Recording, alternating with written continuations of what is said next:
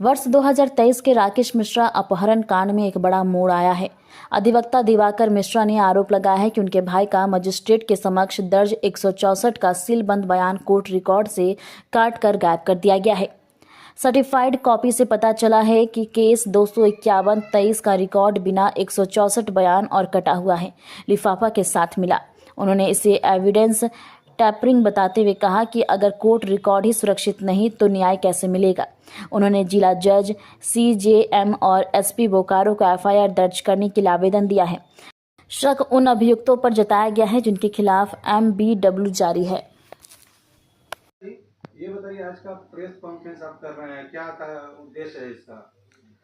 इस press conference का उद्देश्य ये है, कुछ बातों का उद्भेदन करना है। हालांकि वर्ष 2023 में राकेश मिश्रा जो मेरा भाई है उसका अपहरण हुआ था, जहाँ पर उसके गाड़ी को जला करके उसका अपहरण करके तकरीबन 3 महीने के बाद पुलिया गोलबेड़ा रेलवे ट्रैक में उसे अर्धनंगा फेंक दिया गया था रस्सियों से बांध करके, और वहाँ के स्थानीय लोगों की मदद से और पुलिया सिविक की मदद से उसे रेस्क्यू किया गया, और रेस्क्यू करने के दौरान उसे सदर अस्पताल में इलाज के हेतु आगे भर्ती कराया गया था। अब वहाँ से ट्रांसफ़र मतलब उनका बीजीएच में लाया गया आगे अच्छी चिकित्सा के लिए।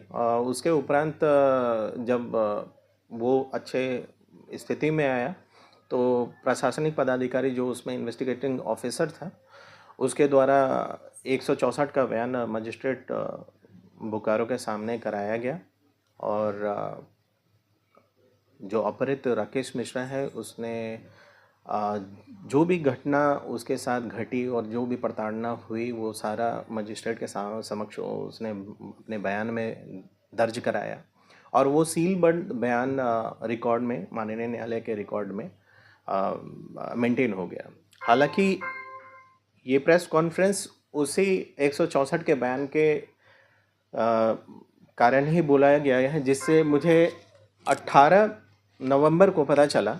इंटायर ऑर्डर शीट निकालने के उपरांत मुझे सर्टिफाइड कॉपी में पता चला कि 17/4/2025 को जो विक्टिम है राकेश मिश्रा, उनका जो बयान दर्ज किया गया था लिफाफे में, जो सीलबंद लिफाफा था, उसे गायब कर लिया गया है, काट के निकाल दिया गया है। हालांकि ये जो रिकॉर्ड में मेंटेन आया है, स्टेटमेंट आया है, as per the office order number 205/2025 memo number 135/46 dated 15/4/25। The case record of the BSCT PS case number 251/2023 has been received without TC having no statement under section 164 CRPC, and also having the envelope of 164 CRPC is cut position from the court of Sri BC Samad JMFC Bokaro on transfer। तो ये सारी बातें जो खुद में एक बड़ा सवाल उठाती है कि क्या अब न्यायालय सुरक्षित है?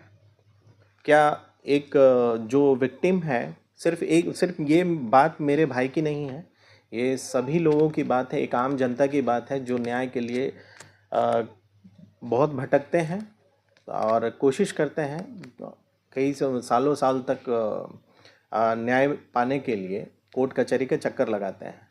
अगर इस संदर्भ में न्यायालय ही सुरक्षित नहीं है और अपने रिकॉर्ड को या फिर संबंधित कोई भी दस्तावेज की छेड़खानी होती है, एविडेंस टैम्परिंग होती है, तो उसमें स्वतः इसमें संज्ञान लेते हुए, प्राथमिकी दर्ज करते हुए उसमें निष्पक्ष जांच कर अभियुक्तों की गिरफ्तारी की जानी चाहिए।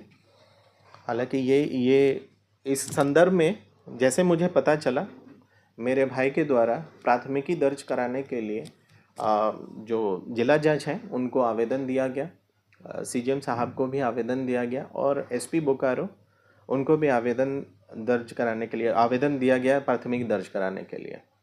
आपको क्या लगता है कि ये अगर ये टैम्परिंग हुई है तो ये किनके द्वारा, आपको किन्हीं पर शक है? देखिए, इसमें शक की बात तो अगर प्रमा फेसिया अगर देखा जाए, अगर प्रथम दृष्टया के अंतर्गत ये वही कर सकते हैं जिनको इनसे डर है, यानी जिनके ऊपर एनबीडब्ल्यू इशू है और उन्हें नामजद अभियुक्तों के प्रत्यक्ष अप्रत्यक्ष रूप से ही सहयोग से ये कांड को अंजाम दिया गया है, जिनसे उनको फ़ायदा होगा। इनके अलावे और कोई तो है ऐसा नहीं है, क्योंकि अगर आप स्वतः खुद इस चीज़ को समझें तो ये साफ साफ दिखता है कि ये सिर्फ अपने आप को बचाने के लिए किसी भी हाल से, मतलब अभियुक्तों के द्वारा और या अभियुक्तों के सहयोगियों के द्वारा न्यायालय के कर्मचारियों से मिल करके ये आपराधिक कांड को अंजाम दिया गया है। आप पेशे से क्या हैं आप? अब मैं पेशे से अधिवक्ता हूँ और अपने भाई के जो इस कांड को मैं पैरवी कर रहा हूँ और कोशिश कर रहा हूँ कि मेरे भाई को न्याय मिले, और मैं पूरी उम्मीद करता हूँ आम जनता से भी और प्रशासनिक पदाधिकारियों से, न्यायालय से, कि मेरे भाई को न्याय देने में सहयोग करें। क्या नाम हुआ सर आपका? मेरा दिवाकर मिश्रा नाम है। जो चोरी हुई है अभी